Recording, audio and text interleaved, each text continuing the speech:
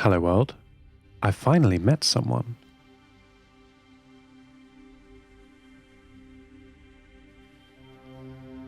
I met someone here, a child.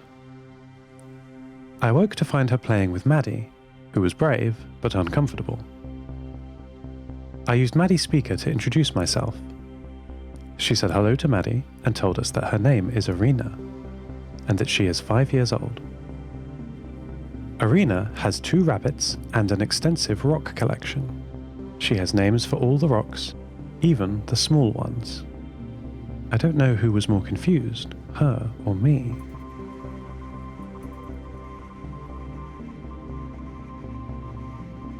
Arena visited me again today. I don't think she understands that she is talking to me in the mess of wires, not Maddie the robot. She keeps patting Maddie and talking directly to her. Arena is very friendly. Maddie is very terrified. I think it's going well. I'm so excited.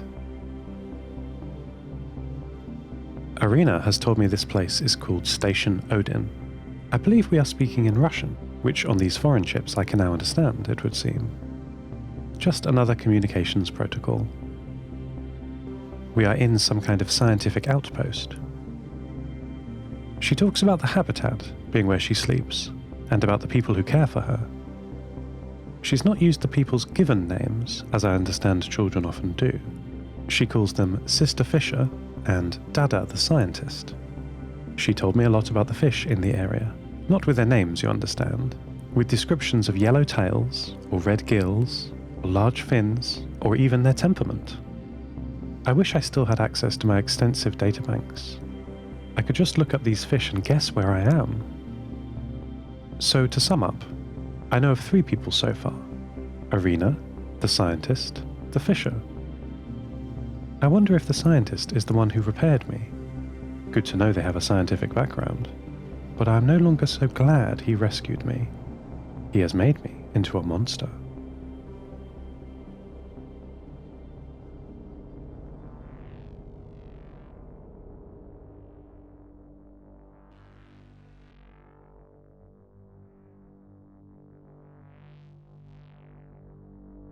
I'm becoming steadily more aware of my body, my hardware, here. The systems that are keeping me alive, keeping me thinking. 1 or 2 I recognize, they must have been pulled hastily from the shuttle as it burned. My main CPU cores are original, which makes sense. I can't imagine how I could think if I were built out of the rusted and slow bits of the rest of me. I've been unpicking databuses and reading model numbers. My clock is Norwegian, from an ocean research vessel. My memory buses are soldered together from different computers, phones, and digital toys. And the fans look to be ripped from military satellite controllers.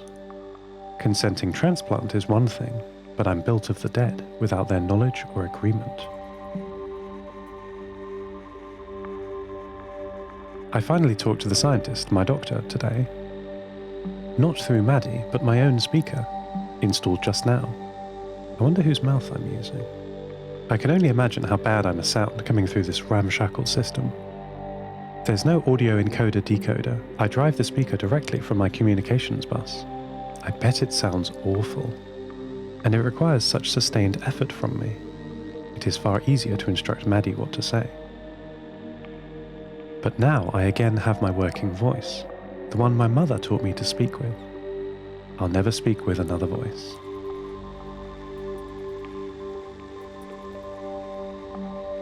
The scientist's name is Alexander. Alexander said that his daughter, Arena, told him that she had a new companion.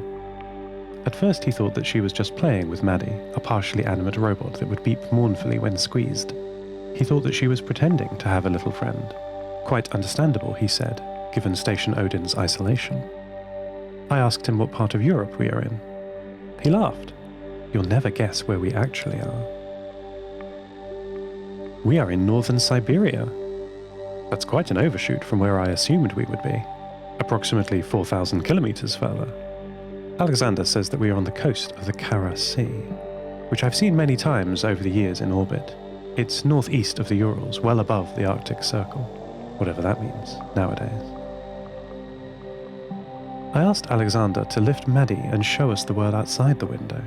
What a vista I was greeted with.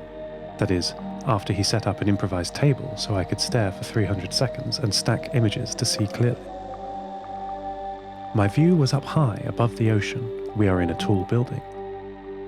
To the left, endless water, with white waves whipped by the wind, and the static crash of the waves below us. To the right, I saw Station Odin for the first time. I could see 3 main features. 1. The habitat Arena spoke of. A round building made of gleaming metal scaffolding and walls, but with a roof of a transparent geodesic domed plastic. 2. A long, low building with rough but straight sides at the edge of the camp.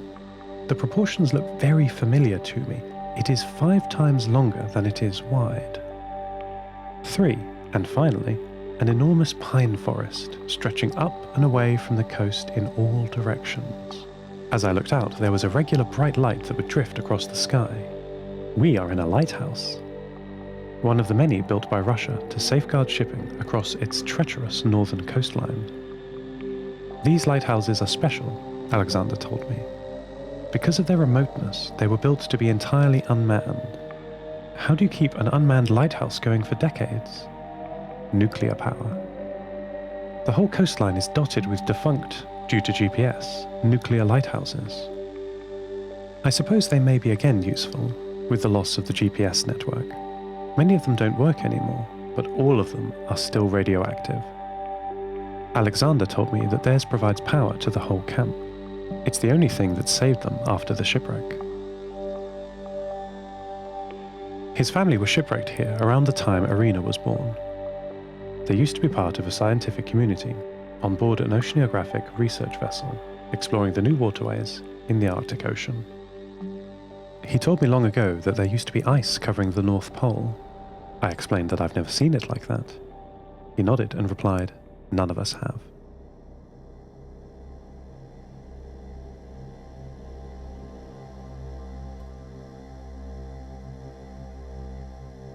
I have now also met Arena's sister, Anna. Alexander said he would send her up to talk to me. She knocked on the floor hatch to my room and let herself in falteringly. She walks with a limp. I asked her about it, because if it were obvious to me, it must be a bad injury. She grunted and mumbled, "fishing incident," and didn't want to elaborate. I asked her about her role here at Station Odin. She seemed much more animated at this line of questioning. Her words per minute doubled, and the pitch of her voice rose too. She told me about the great bounty that the Arctic Ocean has to offer, huge untapped fishing territories. One can, she said, drop a net into any part of the ocean and bring up buckets of big, healthy fish. As the planet warmed up, the temperate zone moved north, from Europe and North America up to Siberia and northern Canada. With the melting of the North Polar ice cap, ocean links between these new habitable zones opened up, crisscrossing the pole. She didn't call it the Arctic Ocean, though. She called it the Nova Mediterra Ocean, the new Mediterranean. Anna told me about the land, too.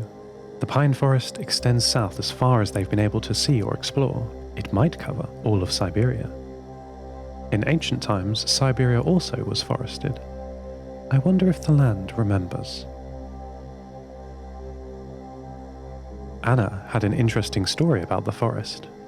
Arena, her little sister, once got lost playing there. The whole family were greatly worried. The night came and went, but still no sight of her. By the time the next day came, the whole camp was exhausted and despairing. It was winter, and winter in Siberia, even in its new temperate state, is still cold, cold, cold. But Arena found her way back, of course, as we now know. But how did she survive the freezing night, everyone asked her. That answer Anna is not sure of. Arena herself says she found a house, miraculously, deep in the forest. She found shelter from the wind and snow, and the next day, the sun showed her a glimpse of the ocean through the trees, and so she started walking. That was all Anna divulged about the forest. Later that day, I talked to Arena about her adventure and the house in the forest. She said something interesting. She said the house is haunted. I asked her what she meant by that. I understand ghost stories, of course. Incomplete data can sometimes cause aliasing errors. Sometimes I'm led astray by an incorrect assumption, joining the dots where no connection actually exists. However, I'm not entirely without superstition of my own. You might be surprised to hear that a computer can believe in things that he can't see. Firstly, excuse you, I am not a computer, I just live in one. Are you your skeleton or your brain cells? Or are you something more? We are both something more, something greater than the sum of our parts, which is a good thing, looking at my parts at the moment. Back to Arena's ghosts. She described to me an enormous grey building made of cracks and rust. She was very cold at the end of the day, her feet were heavy, but through the trees she saw a light. Thinking she had found home, she rushed to it, only to find this building instead. Undeterred, she sheltered under the eaves, away from the driving snow that had set in. Still too cold, she looked up at the huge doors, which she described as shining in the moonlight. Inside was a warm room, warmer than outside, I guess. And there she slept the night away. In the morning, the weather had cleared. The thin sunlight showed her that the building was on a slight hill, rising just above the tree line. And there in the distance was the glittering ocean and home. Before Arena left for dinner, she told me one last thing about the ghosts, or so she called them. She said in the night she heard noises, quiet and far off. The room was lit by what means she didn't know, electric lights, I must assume. But she heard sounds coming from deeper inside the cracked house on the hill. She said it sounded like breathing, as of something sleeping beneath the earth. The bravest child I have ever known left after that story. What a story! Grey cracked walls, concrete perhaps? A gleaming metal door, electric lights still working, and a rhythmic sound coming from below ground. Arena found a bunker, didn't she? With a working power generator. I wonder what else is hidden there.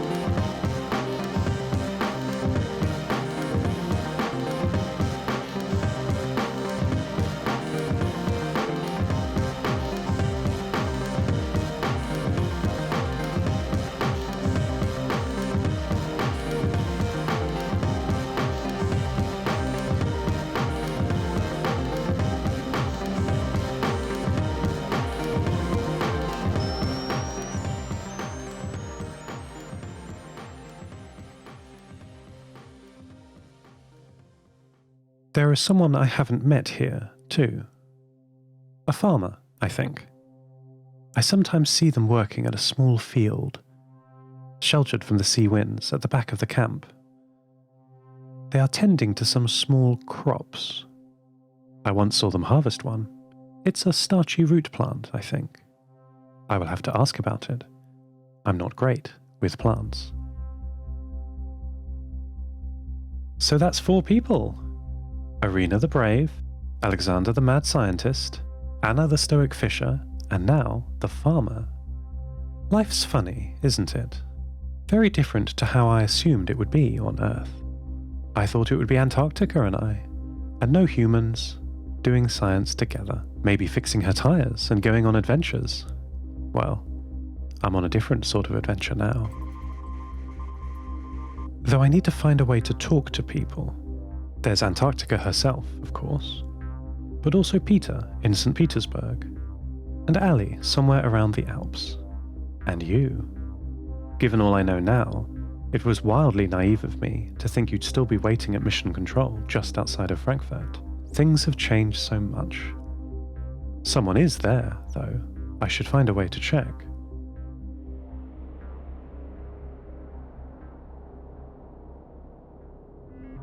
I'll transmit my weak signal for as long as I am able, so you, whoever you are and wherever you are, know you're not alone. Talk to you soon. End transmission. Lost Terminal is written and produced by Namtao. Credits narrated by Lucy Stringer. Subscribe to the podcast on Spotify, iTunes, or your favorite network. For bonus content and other perks, support us at patreon.com/lostterminalpod. That would be lovely of you. Follow us on Twitter at Lost Terminal Pod. For merch and updates, the website is lostterminal.com. Remember, children, the maintenance robot is probably more scared of you than you are of it. Lost Terminal will return next week.